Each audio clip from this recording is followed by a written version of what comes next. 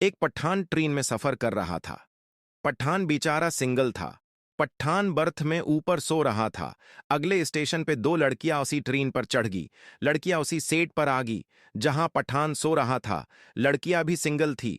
पहली लड़की, तुम्हें कैसा शोहर चाहिए?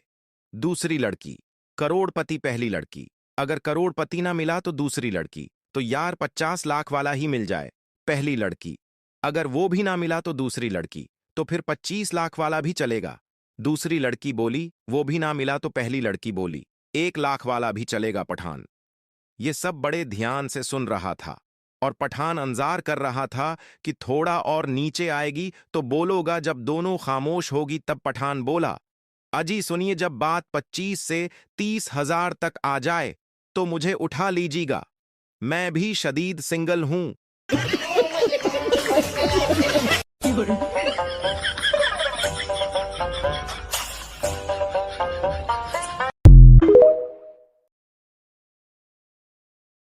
शहर के सबसे बड़े बैंक में एक बूढ़ी औरत आती है और सीधे मैनेजर के केबिन में चली जाती है। बूढ़ी औरत, मुझे 10 लाख रुपए जमा करने हैं। मैनेजर हैरान होकर, इतनी उम्र में इतने पैसे? मुस्कुराकर पूछता है, आप करती क्या हैं? बूढ़ी औरत शांत भाव से, मैं शर्त लगाती हूँ। मैनेजर हंसते हुए, शर्त लगाकर कोई इतना पैसा कैसे कमा सकता है? बूढ़ी औरत, मैं कमा सकती हूँ। चलो मैं तुमसे 1 लाख की शर्त लगाती हूँ कि तुम्हारे बाल नकली हैं। मैनेजर जोर से हंसता है, मैं जवान हूँ और मेरे बाल असली हैं। चलो मुझे ये शर्त मंजूर है। बूढ़ी औरत, ठीक है, लेकिन फैसला मेरे वकील के सामने होगा। कल सुबह 10 बजे मिलते हैं। अगले दिन ठीक 10 बजे बूढ़ी औरत अपने वकील के साथ बैंक में आती है। बूढ़ी औरत, अब मैं खुद चेक करना चाहती हूँ कि तुम्हारे बाल असली हैं या नकली, इसलिए मैं अपने हाथों से तुम्हारे बाल खींचकर देखूंगी। मैनेजर हंसते हुए, ठीक है, देख लो। बूढ़ी औरत धीरे धीरे उसके बाल खींचने लगती है। तभी वकील अचानक अपना माथा दीवार से टकराने लगता है। मैनेजर घबराकर, अरे वकील साहब, आपको क्या हुआ?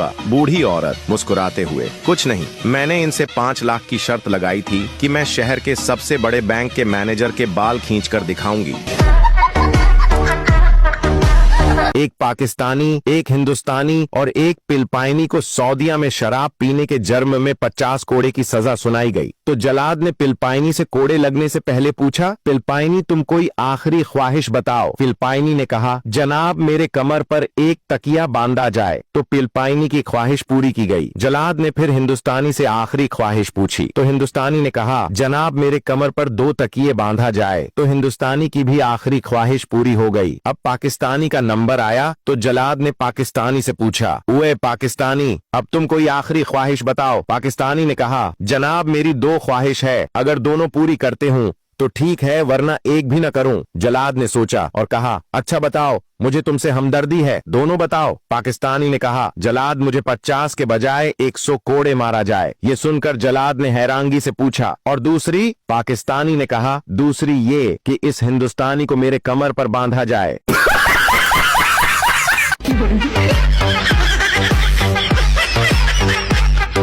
एक पार्क में एक अंग्रेज लैपटॉप लेकर बैठा हुआ था और उसके बराबर में एक पाकिस्तानी खाली हाथ बैठा हुआ था। अंग्रेज ने कहा कि हम लोग इतनी तरक्की कर गए हैं, पूरी दुनिया हमारी नजरों के सामने है, तुम लोगों ने क्या किया अब तक? पाकिस्तानी भाई ने कहा, बड़े बड़े दावे मत कर। अंग्रेज ने कहा, मैं साबित कर सकता हूँ। पाकिस्तानी ने कहा, तो ऐसा करते हैं कि मैं एक सवाल पूछता हूँ, अगर वो तुम्हें ना आया तो तुम मुझे 2000 रुपया देना, और फिर तुम मुझसे सवाल पूछना, अगर वो मुझे ना आया तो मैं तुम्हें 500 रुपया दूंगा। अंग्रेज मान गया। अंग्रेज ने सवाल किया, बताओ जमीन के अलावा किस सैयारे पर जिंदगी के इम्कानात हैं? पाकिस्तानी खामोश रहा और 500 रुपया दे दिए। अंग्रेज ने कहा, वो सैयारा मरीख है। अब पाकिस्तानी ने सवाल किया, बताओ वो कौन सा जानवर है जो पहाड़ पर जाता है तो 4 टांगे होती हैं, वापस आता है तो 3 टांगे होती हैं? अंग्रेज ने काफी देर इंटरनेट पर सर्च किया, फोन मिलाए, जवाब न दे सका तो 2000 रुपया पाकिस्तानी को दिए और कहा, मुझे जवाब नहीं मालूम। पाकिस्तानी ने उन 2000 में से 500 का नोट वापस अंग्रेज को दिया और कहा, मुझे भी नहीं मालूम, बस हमने ख्वाब में देखा था एक बार।